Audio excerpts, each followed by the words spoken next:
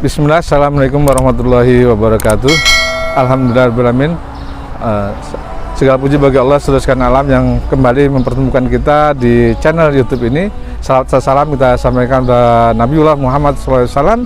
Mudah-mudahan kita termasuk dari umatnya yang mendapatkan syafaat di yaumil akhir.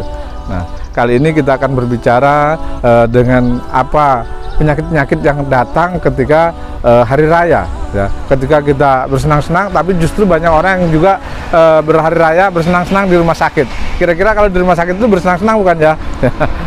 Jadi karena mereka jor-joran ya, semua makanan ada opor, ada kue, ada sirup, ada ini semua tersedia di situ. Dan disitulah semua kalau kita tidak berhati-hati menjadi penyakit ya.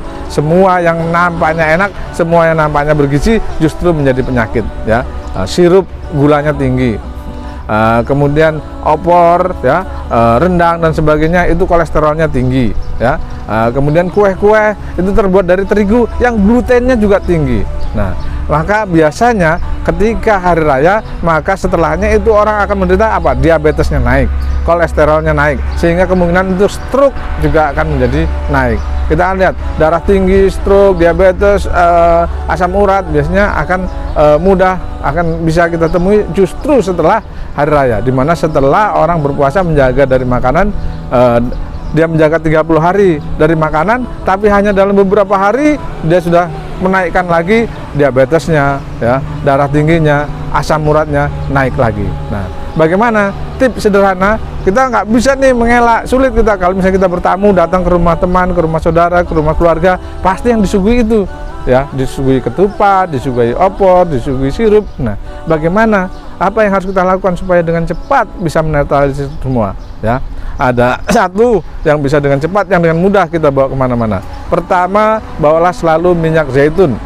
Nah, minyak zaitun ini akan dengan cepat karena dia ada lemak tak jenuhnya ya, kandungan lemak tak jenuhnya tinggi, dia kandungan antioksidannya juga tinggi. Maka ketika kita mengkonsumsi ya yang tinggi kolesterolnya seperti opor, ya rendang dan sebagainya, kemudian yang tinggi gulanya, sirup dan sebagainya, kemudian yang tinggi glutennya, roti-roti, kue-kue dan sebagainya.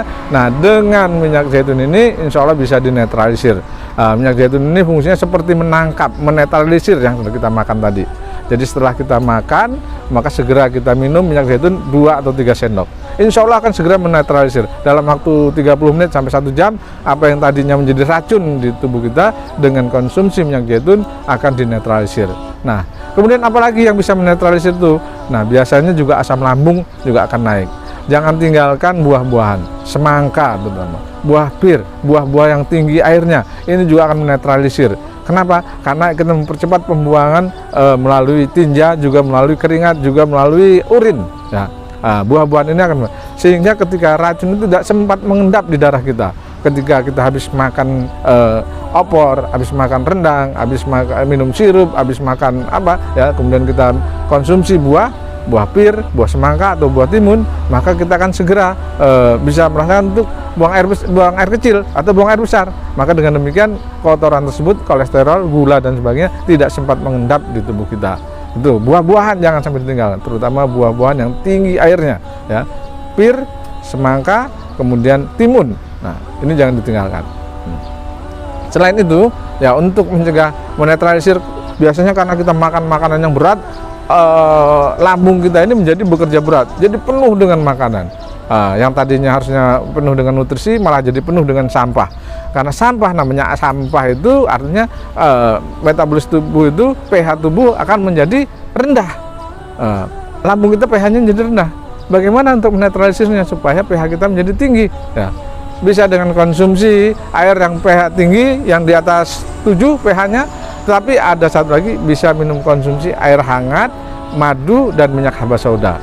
Ya, ini akan menetralisir asam di dalam lambung kita, akan menormalkan kembali asam di dalam lambung kita. Ya, minum saja sebelum tidur 1 gelas air hangat ditambah dengan beberapa tetes minyak habbas sauda dan beberapa madu secukupnya. Kita minum sebelum tidur.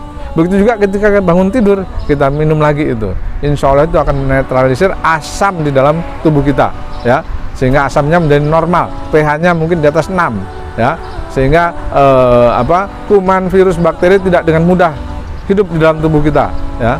Nah, kalau misalnya pH-nya terlalu rendah, maka akan menjadi tempat mudah sekali sarang-sarang penyakit, terutama kuman, virus, dan bakteri, sehingga kita akan mudah terserang tipes, ya.